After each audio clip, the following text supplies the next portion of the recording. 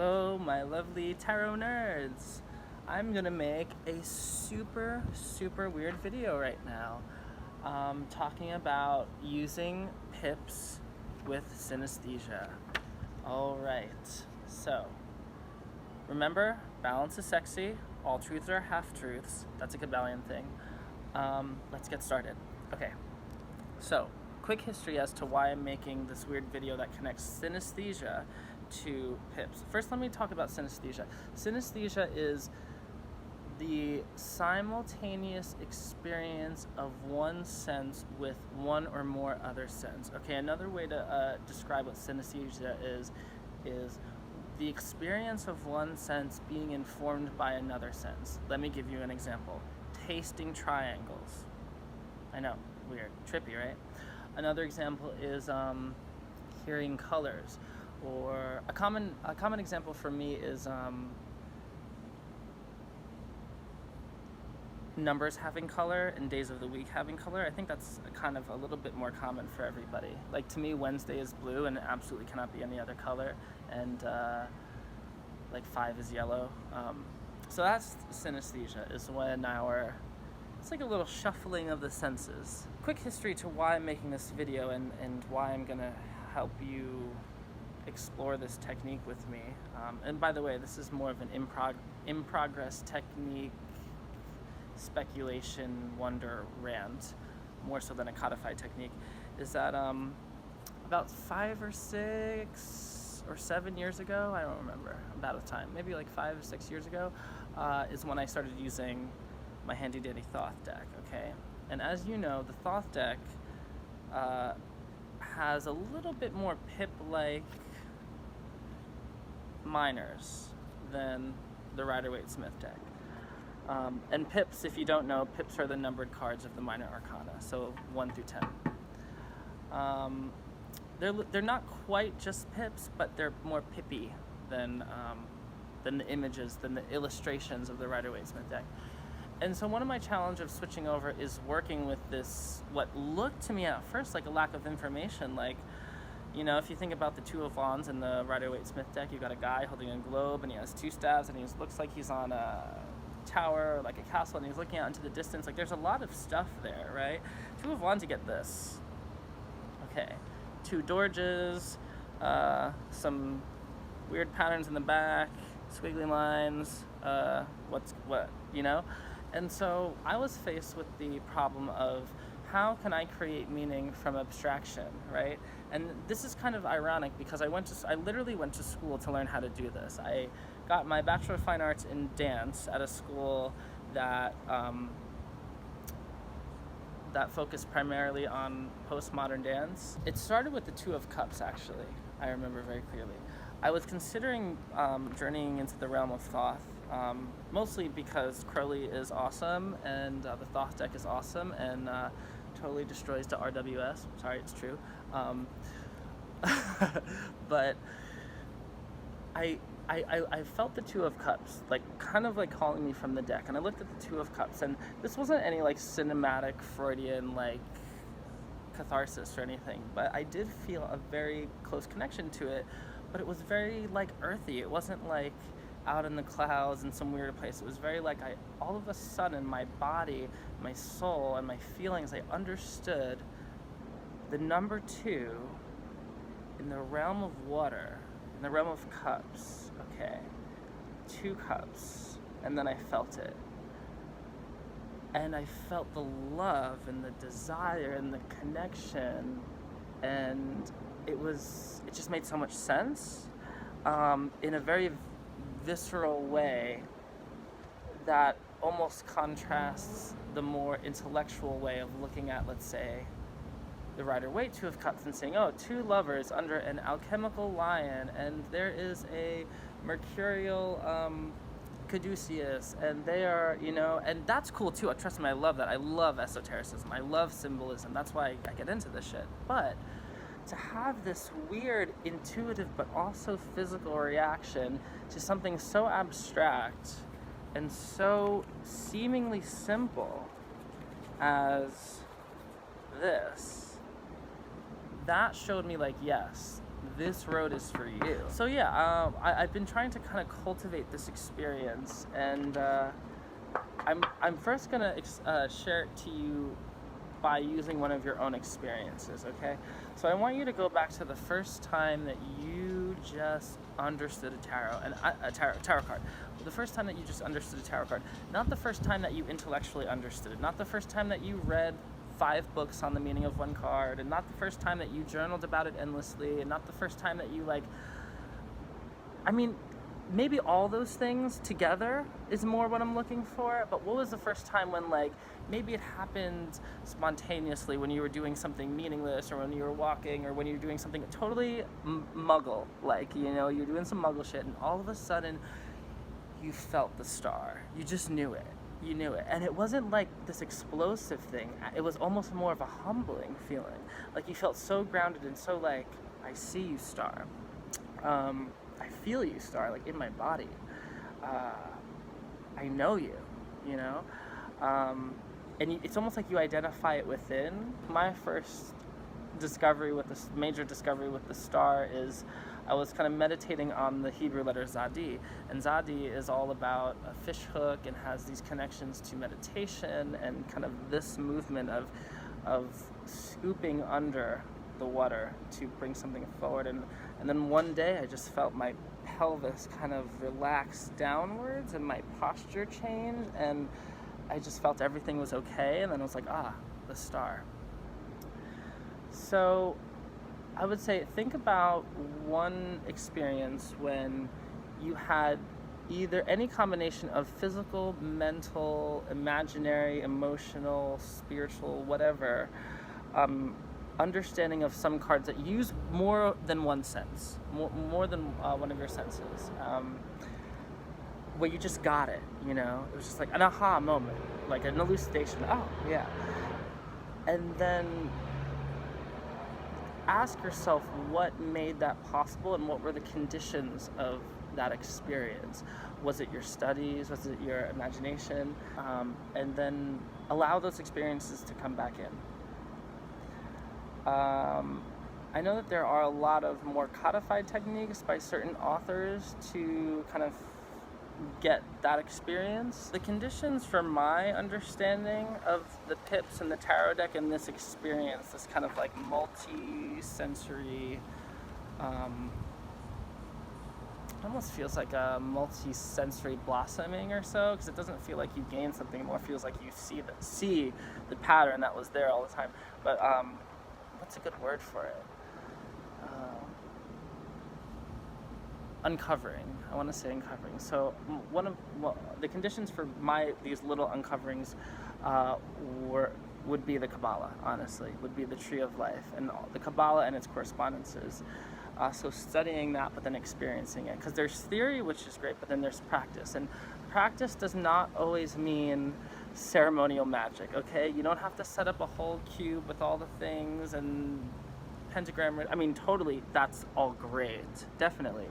But just because you're not doing LBRPs and all that stuff doesn't mean you're not practicing an aspect of magic or practicing an aspect of the esoteric system that you're studying, okay? So probably the easiest way to practice is just to think about it, just to contemplate it, right? That's one of my favorite things to do when I'm falling asleep, is just go across the Tree of Life, that's that's kind of my watered down, chill version, not very ambitious version of path working, but it's what I do sometimes before I go to sleep, is just go through the paths and go through the correspondences and see what my imagination shows me. But that's kind of a big entry point for me into these discoveries.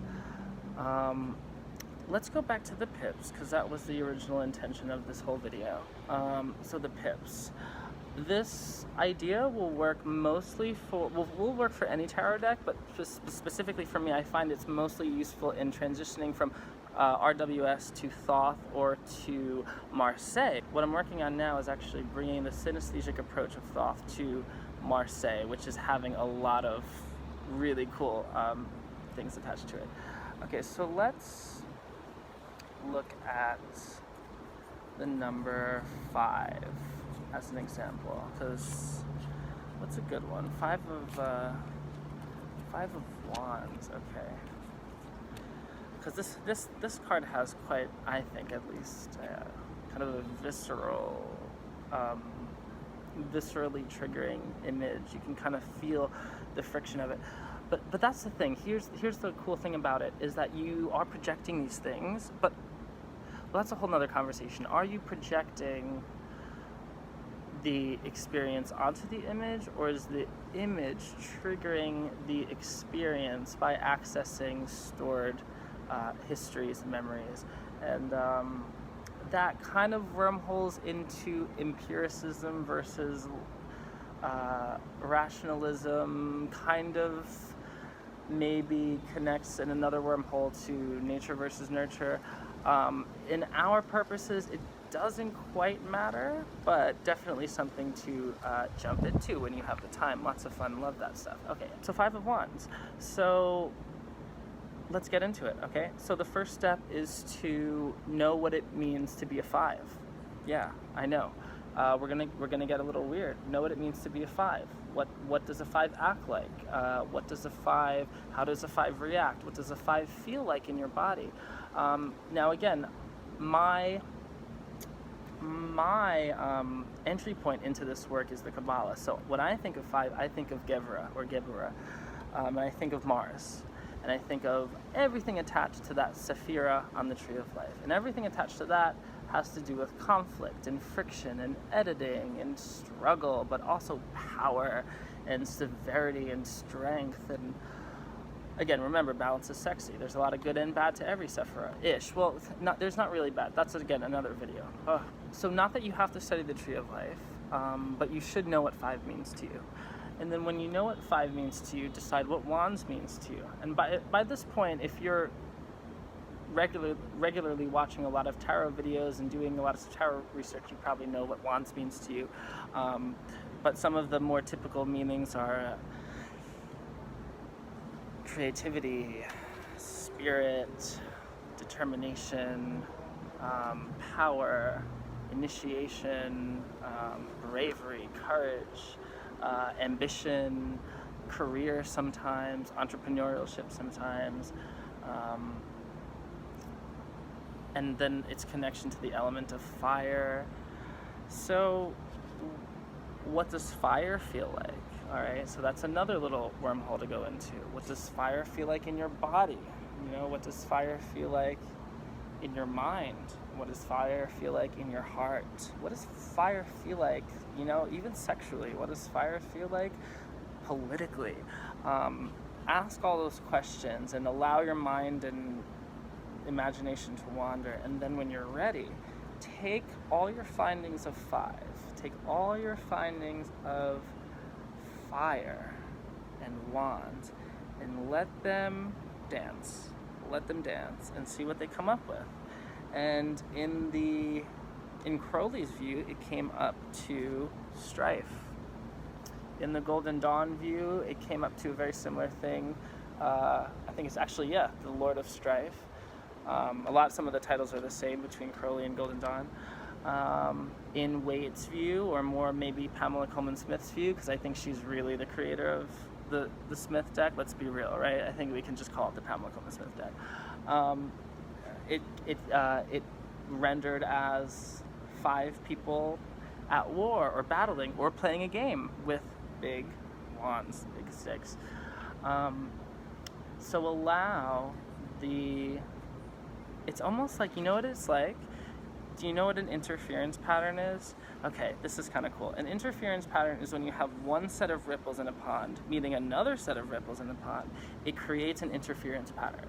So imagine you have a pattern of fire, and they're ripples. You have a pattern of 5, the essence of 5, and 5 and fire come together to create this crazy interference pattern that renders strife, okay?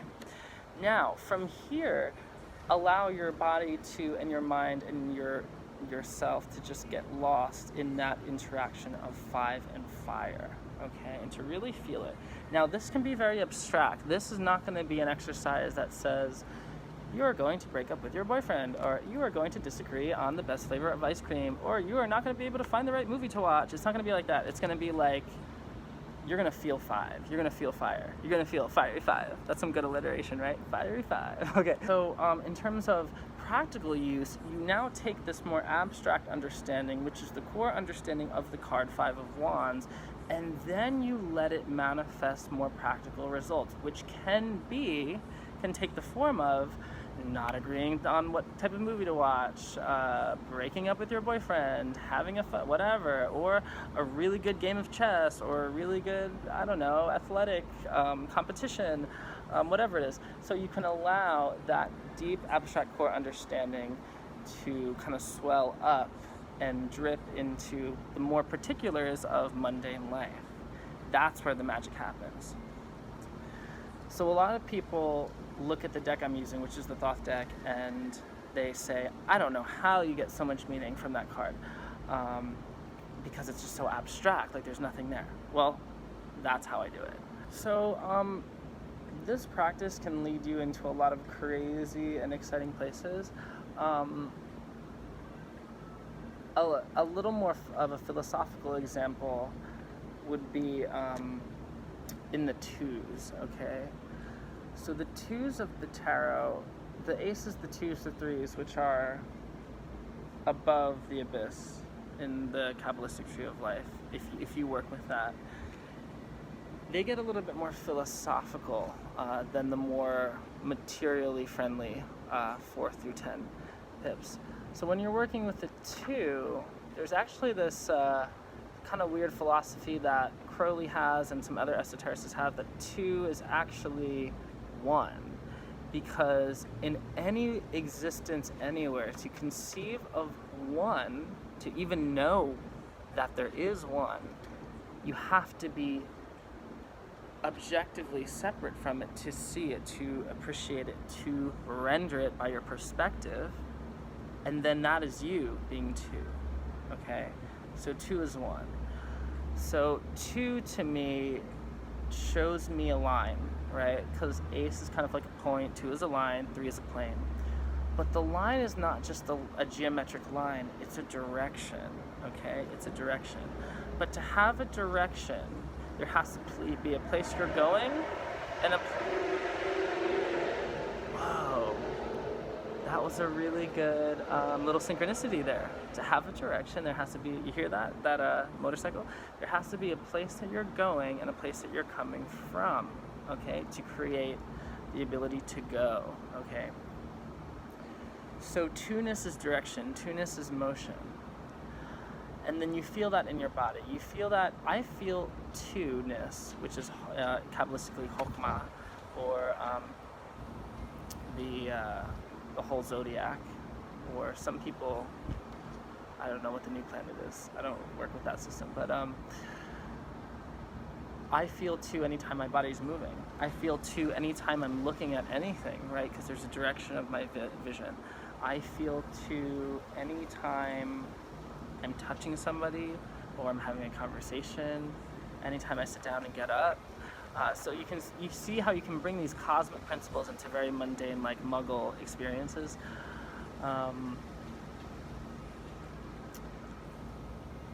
I hear 2 in sound. Even in sound, going back to this idea of synesthesia, in sound, to hear any one thing is to hear the contrast of something else. So that's why music is so harmonious, is because it's separated into different rhythms and different melodies. So duality is such a big thing. I mean, duality we can talk about forever, right? So let's take that huge-ass concept of duality, which is so huge, and apply it to one of the suits. I already talked about the 2 of Cups, so let me talk about the 2 of Swords. Because 2 of Discs is kind of easy. You get the 2-ness of earth. Earthiness is stuff, right? And what does stuff do? Stuff changes. Materiality changes. So the 2 of Discs becomes change, which is here. Change. Also called Lord of Harmonious Change. So let's look at the 2 of Swords. So what is Swords about? Well, we know it's about mind, intellect, knowledge. We also know it's about humanity, if we're looking at the microcosm as expressed by the suit of swords and the element of air. which has a link back to the Fool, by the way. Fool is attributed to the primordial element of air. So what's 2 about? Well, then we ask our questions, what does air sound like? What does mind sound like? What does awareness sound like? To me, it kind of sounds like a vacuum, so it almost like doesn't sound like anything. But even silence is something, right? And then like, what does air feel like? Breeze, right? There's a flow to it. There's a freedom to it, maybe a floating to it, or a violence to it, a wind, a storm. So keep asking yourself these questions, and keep allowing yourself to get lost in these like little labyrinths of associations and mental journey. And then we take the 2-ness and we take the airness, and what do we get? Well, we get that line, right? We get that line of direction, that line of being able to conceive of something, all right? To be aware of something, right? Because the Ace of Wands might even be somewhere beyond awareness itself, right? It might not even be awareness. It might be beyond it, because what is there to be aware of, right? Whereas the Ace of Swords, whereas the 2 of Swords is like, okay, you can be aware, as one sword, you can be aware of the other sword, right? And what is that purest form of awareness? Because we're at the 2, so it's the purest form of awareness. It's conceiving, understanding, rendering, perceiving that one thing. Well, what is it? It's peace, at least in Crowley's view.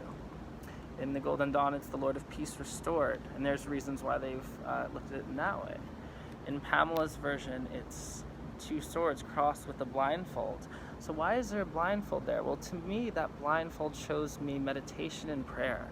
It shows that the woman is detaching herself from the world of illusion, which is the idea that things are separate, which she sees from her vision, and all she has is her consciousness, but she has an awareness of being conscious, right?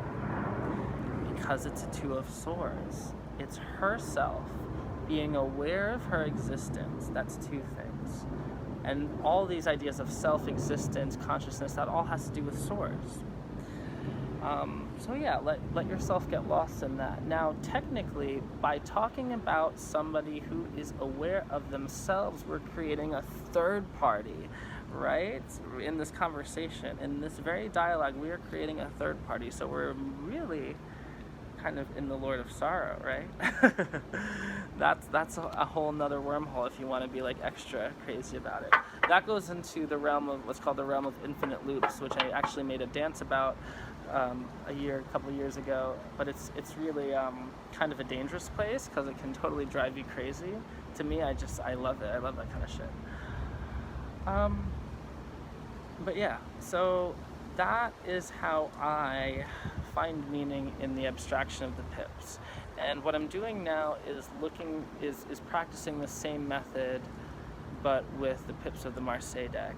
And one of the biggest differences is in the Thoth deck, which is absolutely a genius deck, you already have somewhat of an artistic understanding or a reaction by the design, because the design is definitely reflecting the specific deacon, the specific pip. You get kind of an understanding of oppression in this image. You get a kind of an understanding of strength in this image by the abstracted imagery, or by the use of colors. That's a big thing too. I always forget to talk about colors. So the colors in here are very connected to the Kabbalistic system and Western esotericism. But with the Marseilles deck, which I don't have one on me right now, you don't have any of that. You don't have that abstract imagery, you don't have the color associations, you just have the number and the suit. But what I'm finding out is the Marseilles deck kind of beckons you into it in a very challenging but kind of tantalizing way that says, try this. Just try this. Kind of like, when you think of like, just imagine one of the pips. It says, like, what is a 7? And what does it mean to have 7 of wands? Like those 7 wands. And then you look at the design and you look at the 6 wands and the 7th wand in the middle and the 6 over here. And you look at the design and you're asked to do this. You're asked to kind of like intellectually and emotionally and physically digest that little bit of information. 7 plus wands. And ask yourself how it feels in your body. And ask yourself what color it is. and ask yourself what it sounds like, okay? And ask yourself what it looks like. What can it smell like? And then you develop that core, abstract understanding of that unit of patterns, that 7 of Wands, and then from there you let it seep up into more mundane meanings.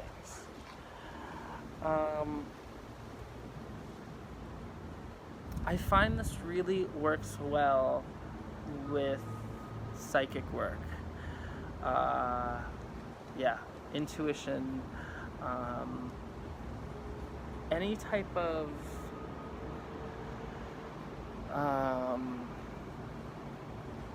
clairvoyance, clairsentience, clairaudience, and all the 5 clairs, right? I think there's 5, right? 5 clairs. Or no, there's 6, because clairsentience is just kind of knowing, but the 6 clairs, I find it works really well with. If you have any of the clairs, this you probably do this already with tarot. What's his name? There was this really great book called Keys to Perception by this really amazing author. It was such a good book. What was his name? I'll link it below because he's such a good author and I want to meet him one day. That would be so cool. But he talks about the clairs and the noirs. And the noirs are when you have the psychic ability but doesn't come in a clair. So it's not like you're seeing something that's not in the material. It's not like you're hearing something, but you just have this kind of, you're letting your intuition lead you, but it's not as like, I can see your aura, or I can see exactly, it's less immediate and more kind of deep and weird, and it doesn't have like as much of a sensation. And I think it can work with the noirs too. But yeah, so that is something I'm exploring. Just a quick review of the technique. Ask your 5 senses, what does it mean to be any of the numbers? So if we're working with number 4, ask your 5 senses, what does it mean to be a 4? And ask your 5 senses, what does it mean to be one of the suits, whatever suit you're working with? So let's say discs, because we haven't really worked with discs much.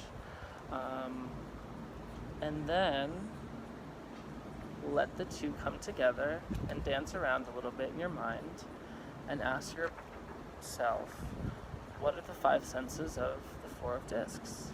Okay? And don't be afraid of subtlety. That's important. Don't be afraid of subtlety, and don't judge where your mind goes. That's a huge thing I forgot to say. Don't judge where your mind goes, especially in the kind of nascent periods of this practice. Just let it go. Because your mind is going to get into a place that's very subjective and very like not as much in the world. It can be in your world. It's going to be very abstract. It might be very trippy. It might be very fun.